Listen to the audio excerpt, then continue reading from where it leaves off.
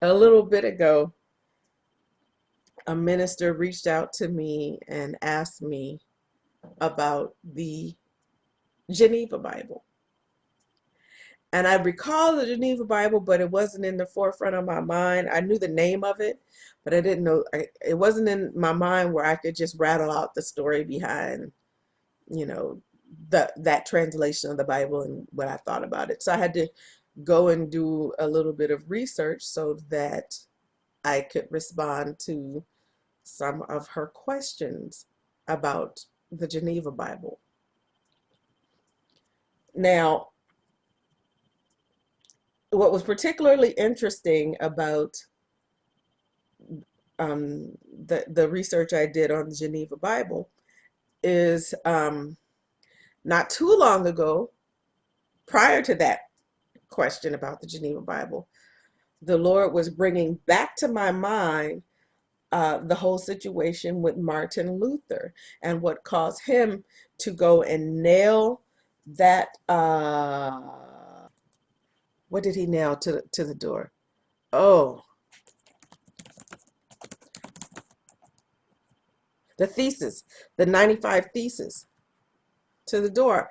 The Lord kind of was, just talking to me about, you know, the whole scenario behind why Martin Luther was so distraught that he had to go and nail this 95 thesis to the door of the church. And what was going on was the church at that time, um, the Bible, most people could not read the Bible because of the language it was in. So they were completely dependent on the church leadership for their understanding of God.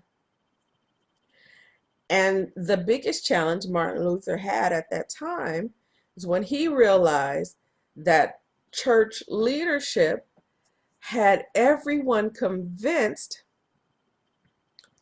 that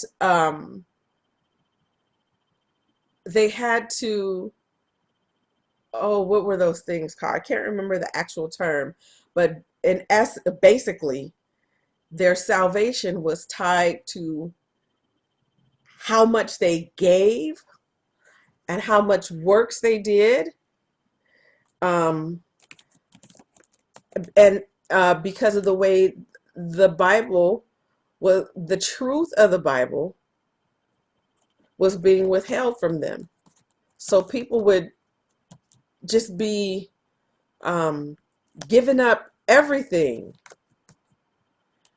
giving up everything uh, that they had, indulgences. That's what they were called. The Martin Luther theses were prompted by Martin Luther's disagreement with the Catholic Church's teachings and practices, particularly the sale of indulgences. And indulgences were basically, people were felt like they were buying, they were being convinced that they were buying forgiveness for their sins, and those things were called indulgences. I wish I could go into it more, but the Lord is, I don't have it. The Catholic Church sold documents called indulgences that were believed to absolve people from their sins and grant them access to heaven. So they sold, people paid money for these indulgences because they were led to believe that these buying of these indulgences was the price being paid for their sin. Well, had they been able to read the Bible, they would have known that was not necessary. They would have known that they were being tricked, that they were being hoodwinked, bamboozled, and lied to. So people would give everything they had. They just poured. You impoverished, but you give everything because you're trying to secure your afterlife. So you give the Catholic Church what you don't have in the natural life so that you can secure your afterlife. The Lord brought that. I was, just kind of rolling that around in my head, and I'm thinking about it from a leadership point of view. And I was just like, really, uh, they could not read the Bible. Now here we are. We can read the Bible. It is in multiple translations, but we don't read the Bible. So we're still in a state of being tricked. We meaning the people, not me. Not me. Thank the Lord. Not me. That he impressed upon me to know him and to know his word and to understand what's in there and what it is for me, and to have a relationship with him that comes through a strong prayer life that allows me to know what it is that he wants for me and doesn't want for me. So that was Martin Luther. Now, a few weeks ago, someone wanted me to just check out this Geneva Bible. I checked out the Geneva Bible, and the Geneva Bible was the translation that was right before the King James Bible. And King James and his constituents basically produced the King James Bible because the Geneva Bible was written in such a way that it took power from the church, from the leaders of the church. Why did the Geneva Bible take power from the leaders of the church? Because it was written in language that was simple enough for common everyday people to understand, one. And two, it was more than just the scriptural text. It was the scriptural text, and it had notes all around the page, all around the book. It's almost like a commentary, but it was a lesson that allowed people to know what was the Bible, the Holy Bible,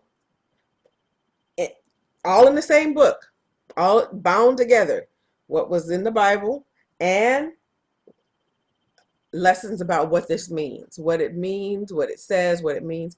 And it was written so well and so on such a level that common people could understand it, that families would do Bible study at home, mother, child, father, children, parents and whatnot. They would do Bible study at home, and they understood and they learned what it meant to serve God without having to go through this human mediator to explain everything to them. And because of that, it took power from the church, because the people were no longer dependent on pastors, priests, church leaders. I don't want to call the name however they were called, because I don't recall that part. But it took power from church leaders, which then took power from the government. And so in order to get back to a life, a culture, a society where people could be controlled a little more, dominated a little more. There's a word that starts with the T, a type of leadership that starts with the T that I can't think of right now. But in order to get people back under that type of subjection, they had to get away from them the ability to understand the Word of God without the church.